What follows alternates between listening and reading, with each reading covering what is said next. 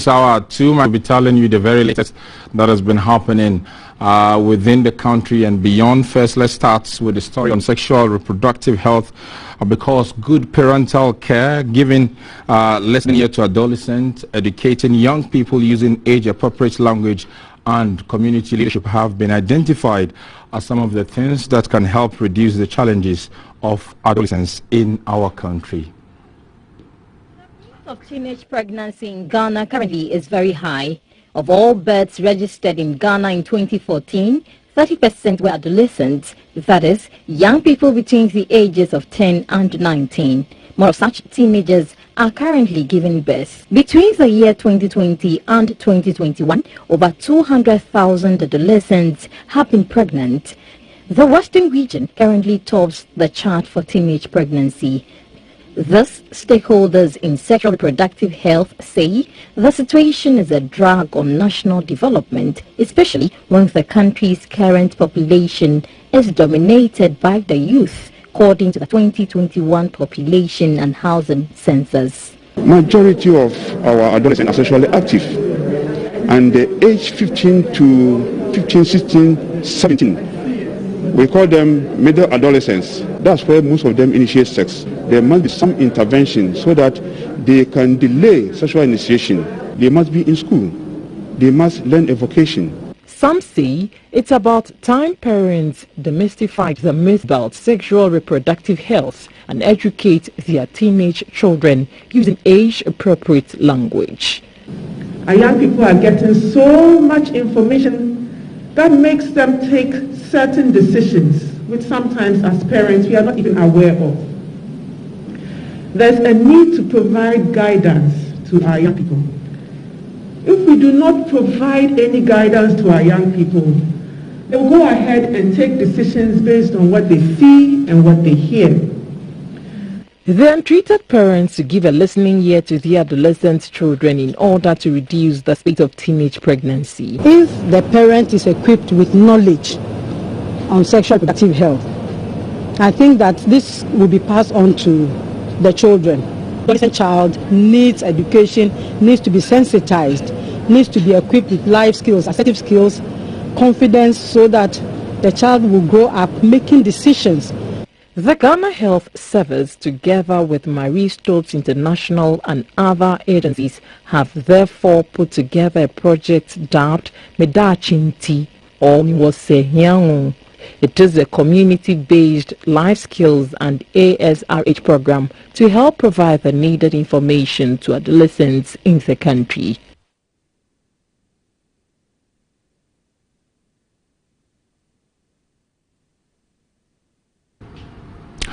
Now, the launch of a 3-year project to tackle forced and child labor in cocoa growing and mining communities dubbed Yeni Mofranunti has taken place in Accra. By the outlook of the project, government institutions will be strengthened to identify, monitor, prevent and address the incidence of forced and child labor in the country. It will be implemented by the Rainforest Alliance with partnership from a Norwegian Agency for Development Cooperation. A report by Sarah Fori.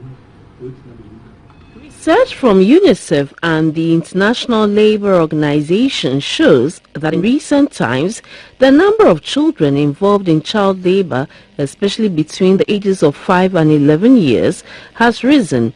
70% of these children are found in the agriculture sector. Hence, in many cocoa growing and mining communities in Ghana, these children are usually school dropouts. In some cases, parents employ their children as farmhands to run their farms. These children are said to earn some money and tend to ignore their education, and especially to the tertiary level. In many of these communities, it is unclear what forced or child labor is. To effectively engage parents in tackling this menace, the Rainforest Alliance, with funding from the Norwegian Agency for Development Cooperation in collaboration with Solidaridad, is implementing the 3-year project to, among other things, increase awareness of forced and child labor. The senior project manager, Ms. Joyce Poku Mabwa, said The projects will strengthen government institutions to identify, monitor, prevent and address forced and child labor in the country. The root causes of forced and child labor are complex, they are interrelated, and they are systemic. It is therefore one that requires the collaborative efforts of government and government agencies, companies in cocoa and gold, civil society organizations, even the perpetrators themselves, victims themselves, and each and every one of us here. Norway's ambassador, Ms. Ingrid Molstad, said tackling forced and child labor is key to promoting decent work practices in cocoa and gold mining industries. The phenomenon of child labor and forced labor is sadly on the increase globally, as we have heard. And economic hardship in a COVID-19 era exacerbates the situation for the most vulnerable. These same reasons made Norway decide in 2020 to prioritize working with these topics under the umbrella that is often referred to as combating modern slavery. The Commissioner of the Commission for Human Rights and Administrative Justice, Mr. Joseph Whittle, said culture or traditions should not justify forced or child labor in the country. The expected outcome is to reduce forced or child labor in its worst form in the cocoa and gold supply chains in the country and its associated risk to the bare minimum. It will also ensure the human rights and well-being of the child.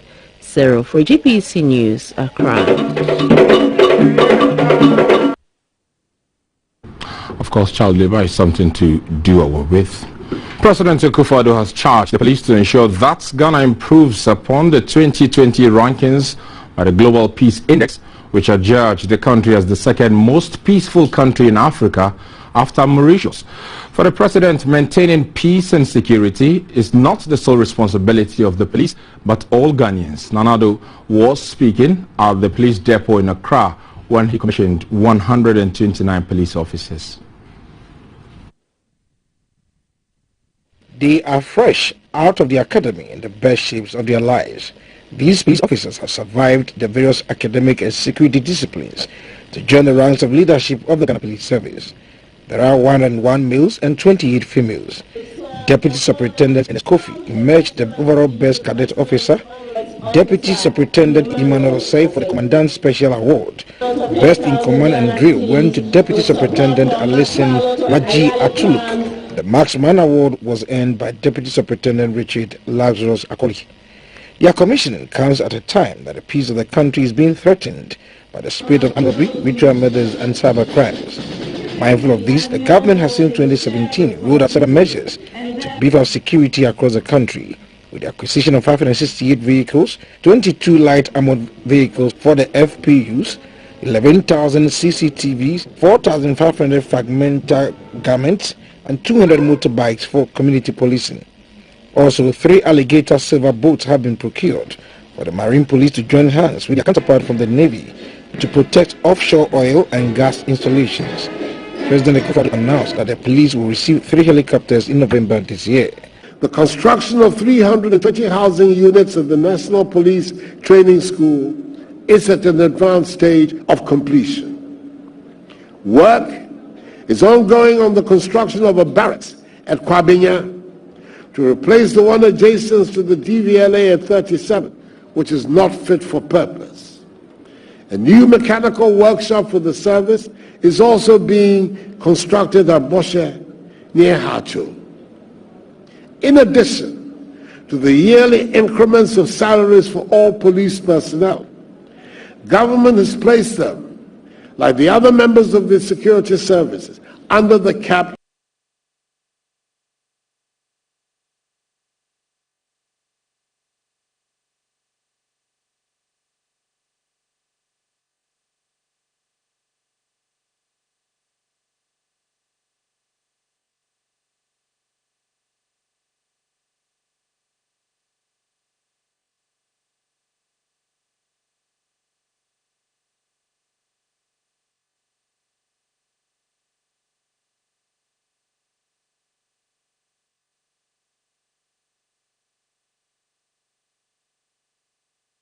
posed by dangerous criminals and criminal syndicates. We can help them succeed in this endeavor if we urge the police and the other security services on and give them as much support and cooperation in the fight as we can. Government, in recognition of the difficulties and dangers confronting police personnel in the discharge of their duties, remains committed to resourcing the service by the provision of adequate personnel and logistics to enable them deliver on their mandate. The acting IGP, Dr. George Ekufu-Dampare, was commended by the President for his sterling performance and assured him of soon getting approval to become the 23rd IGP of the police service. Edward Nyakun, reporting for GBC News. It's still News Hour live on GBC News and on GTV, also on Facebook at Ghana Broadcasting Corporation. Let's go for a break. We'll be right back. There are strong women whose stories teach us perseverance, logic, decisiveness and self-confidence. Being strong is not just about physical abilities, but also emotional, intellectual and mental strength. Women's Voice is a platform to hear and share stories to encourage women and girls. Women are the real architects of society. It is they who provide the foundation of power, grace, wisdom, justice, creativity and hope. Join us live every Monday at 4 p.m. on GBC News and GTV, Wednesdays live at 4 p.m. on GBC News and a repeat on Saturdays at 4 p.m. on GBC News and Sundays at 3 p.m. also on GBC News. Women's Voice, no one can make you inferior without your consent.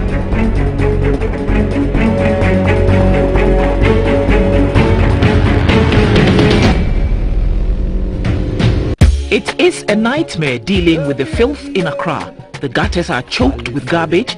The streets are a jumble of filth. The beauty of the serene beaches is marred with human feces and plastics as many defecate in the open. Residents are up in arms when the situation gets out of hand. Because of this meeting, you can't even stand there for even a minute. As we speak here, if the mosquitoes even refuse to be bite. Partners in sanitation suggest alternative policy interventions. Landfilling is not the way forward. We are recommending treatment facilities. But in all of this, have we made gains in the sector? How can you have a people who have a lot of dignity and still practicing open defecation? The task facing Ghana to achieve SDG Goal 6 on clean water and sanitation for all is Herculean and riddled with equally complicated hurdles. Join us every Thursday on Wash Hour from 4:05 p.m. to 5 p.m. as we seek to put these issues and more in perspective. Watch a repeat on Fridays from 1 to 2 p.m. and on Sundays 9:30 p.m. to 10:30 p.m. It is our duty to keep our surroundings clean and free from disease.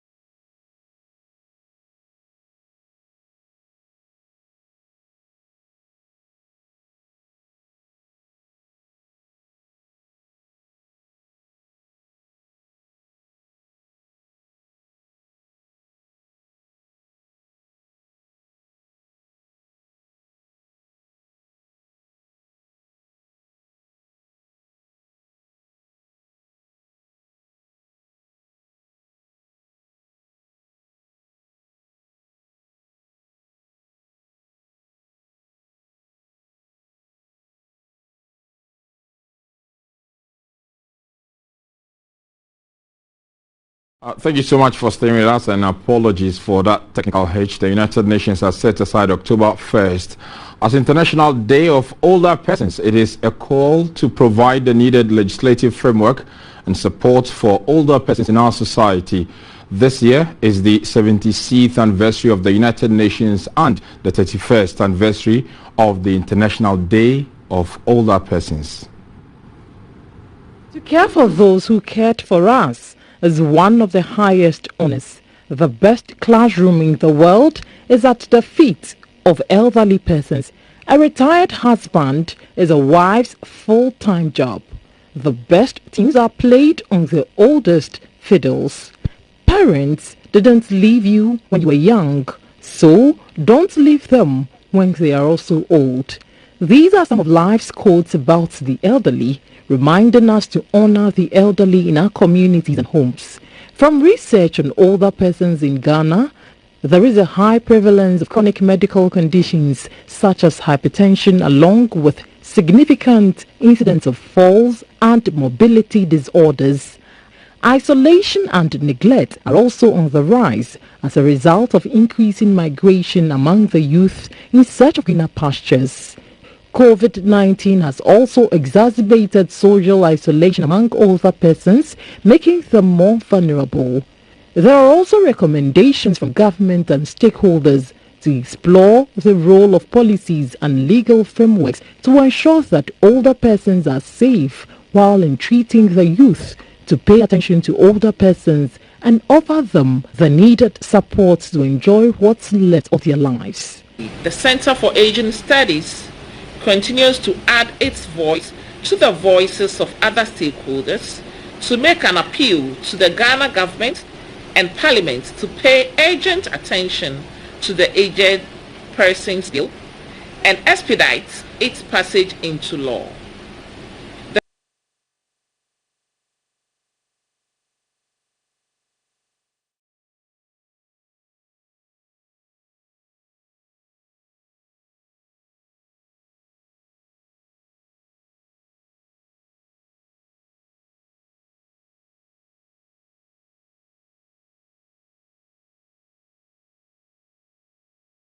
Mavis of Champong reporting. The Center for Aging Studies at the University of Ghana is the first aging research center in the sub-Saharan region. As the world marks the Day for Older Persons, we will speak to a senior lecturer and social analyst at the Center for Aging Studies of the University of Ghana, Dr. Akosua Ajiman, for more on how Ghana has treated the aged and whether we are doing well to ensure their well-being. Doctor will join us on Zoom shortly for this discussion. Dr. Akosua, can you hear me? Yes, I can. First of all, I can hear you. Yes, I can hear you. First of all, have we done well in taking care of the aged in our society? Thank you very much. But before I go on, you said I am a social analyst. No, I am a senior lecturer of the Department of Social Work and Center for Aging Studies. Okay. And a social gerontologist. Okay. Social gerontologist and not analyst. Thank you very much. If you ask whether we have done well, until recently we have, because you know that extended families were the ones that were giving older persons support. So on that level, we did quite well, despite the fact that it wasn't too good. Now, if you come to the system as a whole, we haven't done much because, as I speak with you, we don't have any policies in place that, binds stakeholders to take care of older persons. What we have is just on paper, and it hasn't been implemented. Though it's a bill now, we are yet to see the implementation. And when it comes, we'll be able to do more than we are doing currently. Thank you. What do you think are some of the key issues that we need to address as a society when it comes to the aged? Thank you very much. As a society, we need to address their caregiving needs and then the health aspect. Now, if you take health, for example, they need care as far as health is concerned. If you come to our side, Ghana, you realize that we have 3 models of health care. And these 3, the one that operates mostly are the preventive and then the diagnostic or the medical model. For the social model, it's not working too much in our system, because we think that when someone is sick, then it's just medication. But most of the times it goes beyond medication. Sometimes just talking to the person who is sick, can heal the person. And when it comes to health, older persons don't have their own hospital or doctors, specialists that takes care of them. We have that for children. Pediatricians, they take care of children. Older persons are supposed to be taken care of by geriatricians, but we don't have them. So until recently, we didn't. But now, Center for Aging Studies, in consultation with Kolebu Polyclinic, Dr. Chesuman, has been able to set up a clinic that takes care of older persons. But if it can be spread across the regions and the teaching hospitals, I think it will help. And that leads me to my final question. In advanced society, you see the state erecting structures as social care centers for the aged. Do you think it will be feasible and helpful as well to introduce such a support scheme in our part of the world? Yes, it will. It will, in the sense that when we have LIs backing the operations, it will be able to succeed. Now, society is changing so drastically that we need that system. We may need it one day. Currently, you may think that we don't, but even now, NGOs and stakeholders have started something small on their own level, but it's so expensive that people are not even able to afford. So when we have government institutions springing up and the fees are less, people may want to send their children, because the extended family that takes care of our older persons are no more there now. It's breaking, and a time may come because of social change and globalization. We might not even have it as we are having it today. And so it will give way for some of these institutions to spring up. And we need regulatory regulations to back them up so that they can operate. And so whether we like it or not, once the population of the older persons are increasing, a time may come we may have no option than to go that route. Otherwise, our older persons will still be left at home as security persons, because if they live in their own communities, you are not there to take care of them. Okay, so we are taking care of them by us now, and a time may come, even that may be limited. And so we need these institutions that we can send them. Now, per our culture, we think it's an affront on us, because then people are talking, why are you sending your older person to the older people's home? And even the older people themselves will not even want to go, because they will feel neglected, because they have taken care of you to grow your teeth, and they are expecting you.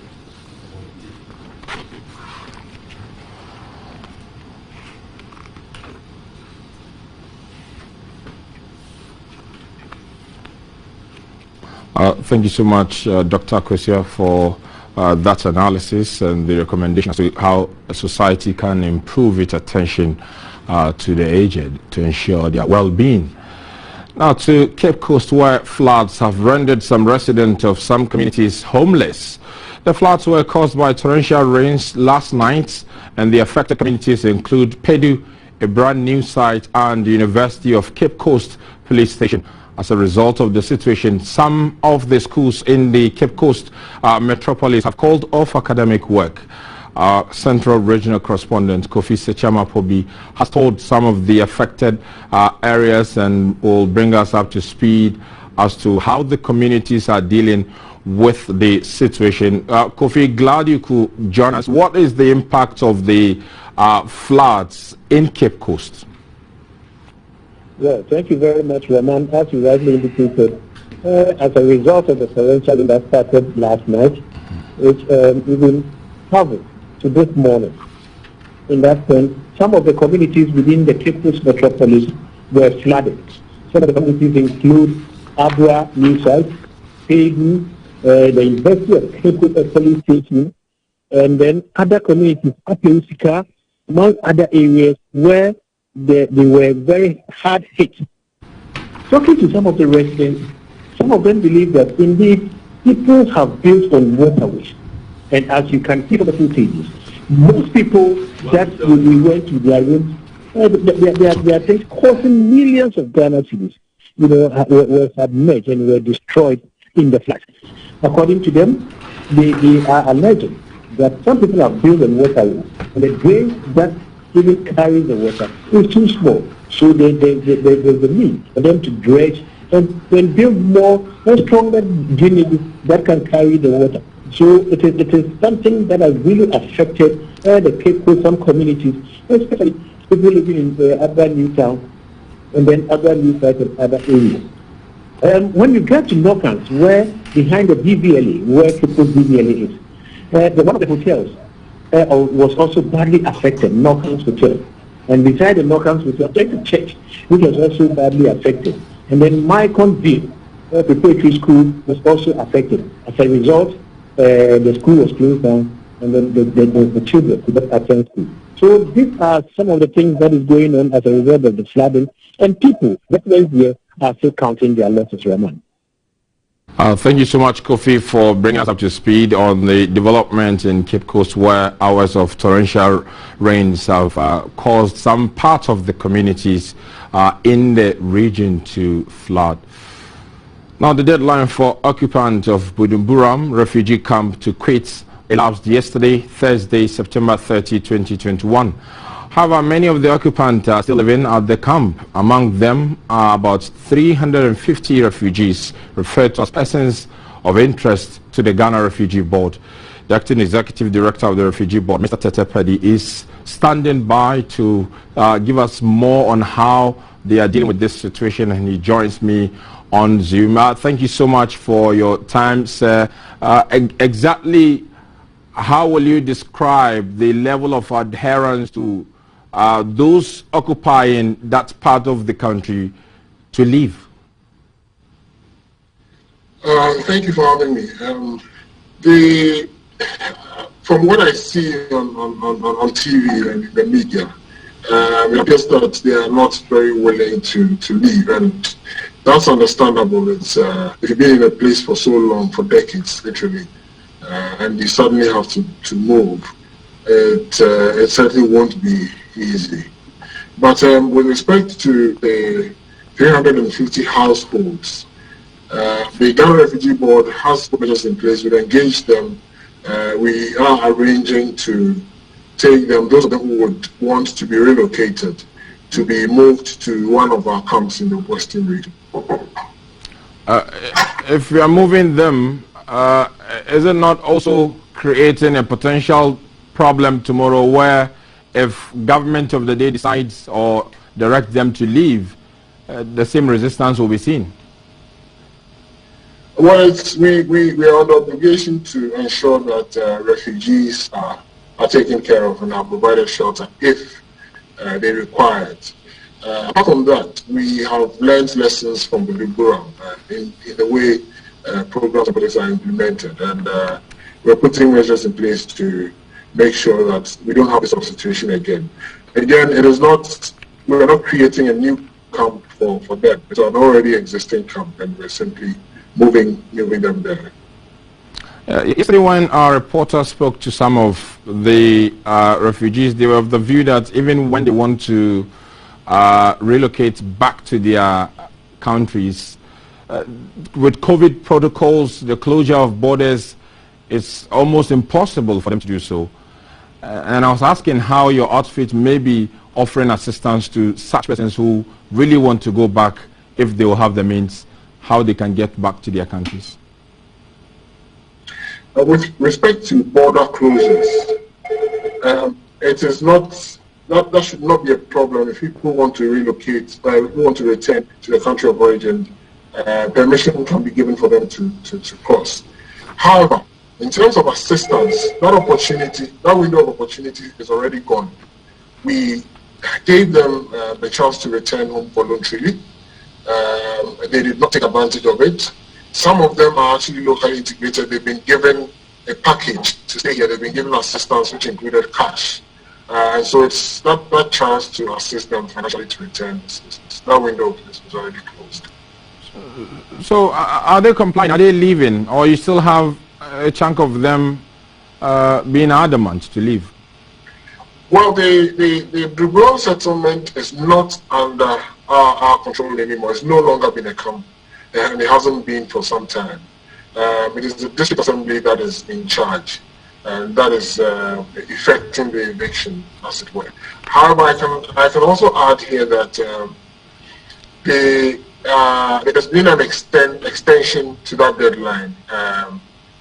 The demolition is not going to take place immediately. Government has asked that the demolition does not take place immediately. So we will also have the opportunity to relocate those who are of concern to another camp. Well, very finally, what are some of the lessons you think we should learn as a country from this experience? Of course, we cannot stop people from coming into our country when they are in a crisis like that of Liberia, when these brothers and sisters came into the country. What lessons should we learn in terms of how we should manage such a situation if it occurs in the future? The most critical thing is the way we acquire land to be used as refugee camps. This BUDUBURAM was taken during the revolutionary era, and so the owners of the land were not paid. There was no compensation for occupying the land all these years. The Ghana Refugee Board has learned out of this, has learned some lessons out of this, and the way we acquire land to use for refugee camps is very different, such that we won't have this sort of situation. Okay. Thank you very much for speaking with us this afternoon. Thank you. Mr. Boyde is the acting executive director of the Ghana Refugee Board and has been helping us to understand how the refugees who have been asked to leave the BUDUBURAM camp are adhering to the directive. We'll go for a break. We'll return with the very details or latest in the world of business. Stay with us. It is a nightmare. Gutters are choked with garbage. The streets are a jumble of filth. The beauty of the serene beaches is marred with human feces and plastics, as many defecate in the open. Residents are up in arms when the situation gets out of hand. Because of these beaches, you can't even stand there for even as we speak here. Even mosquitoes even refuse to breed on it. Partners in sanitation suggest alternative policy interventions.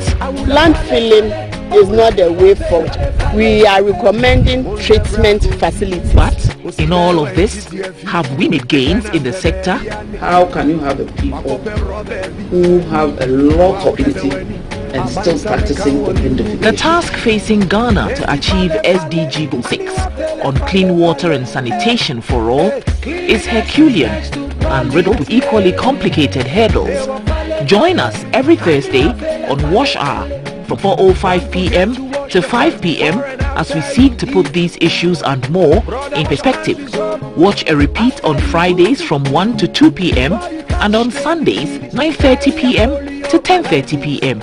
It is our duty to keep our surroundings clean and free from disease.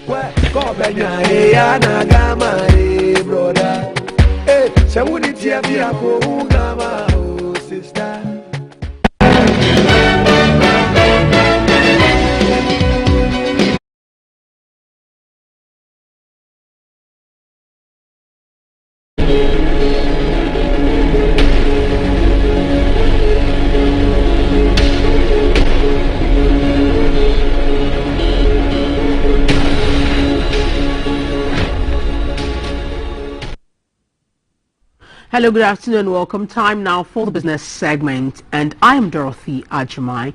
The re-registration of subscriber identification module SIM cards starts today. All existing mobile network subscribers are supposed to present their Ghana cards to enable them to register, while foreigners will provide their passport and travel documents for registration. Business entities are also to provide their business registration documents from the Registrar General's Department for registration. JBC News was on the streets to sample opinion from the public about the re-registration of the SIM cards. Re-registration is very good. It will help, stop the scammers who scam and steal our money from our accounts and all those things. So I think it will help.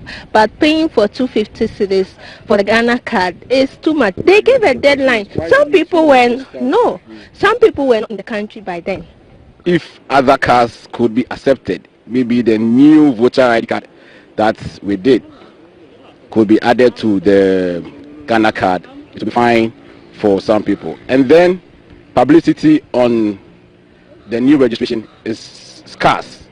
We don't see anything about it. I just received a message on my phone yesterday by Vodafone. I have done my Ghana card and I went for it several times. I couldn't get it. So now what can I do? It's not my problem.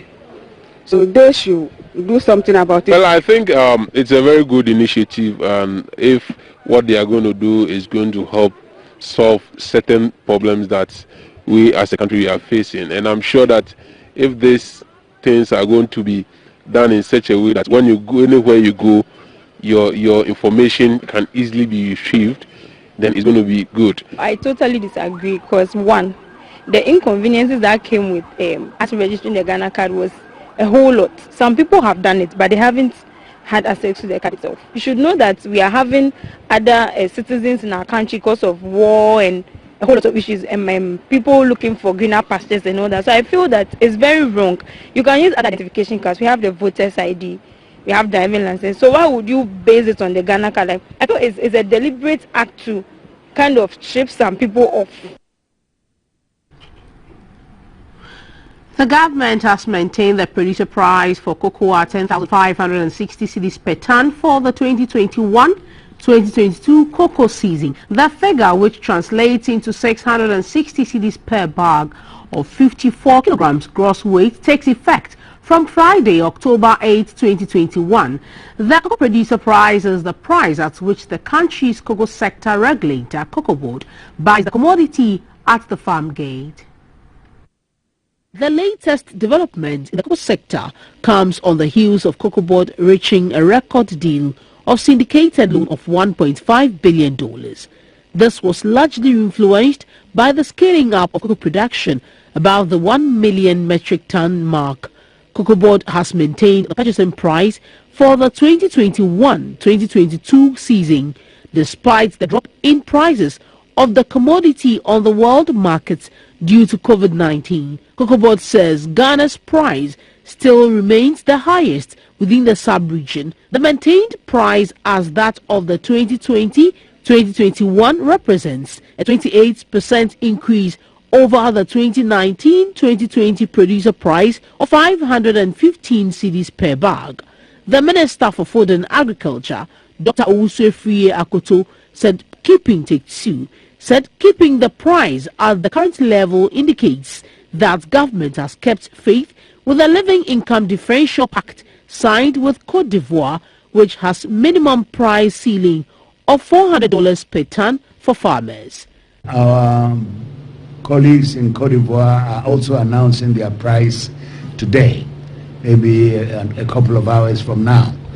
But you'll see that when that price comes out, the price that the government has given to cocoa farmers will be higher than the price that the counterparts of producers in Cote d'Ivoire will be getting. The price includes the living income differential of 400 United States dollars per metric ton. Ghana will be the only, we will be sticking strictly according to the LID by passing on the full weight of the $400 per metric ton onto the farmer. And that has enabled us, in spite of a decline in the producer world price, to maintain the price as we have announced at 660 Ghana cedis per ton. Dr. Osefri Akoto said government will implement the cocoa farmers pension scheme in the 2021-2022 season to ensure a sustainable livelihood after retiring from active cocoa farming. Other assistance for cocoa farmers include the introduction of the uniform non-adjustable electronic weighing scale for the purchase of cocoa also takes effect on Friday, 8th October 2021. Cocoa Board says it has made available funds, jute sacks and related logistics for the smooth takeoff of the 2021-2022 main crop season. On the international commodity market, the price of cocoa lost $7 to trade at $2,645 per ton. You're still watching the business segment of news. Let's have the performance of the local currency on the forex market and the price of gold, cocoa and light from the commodity board.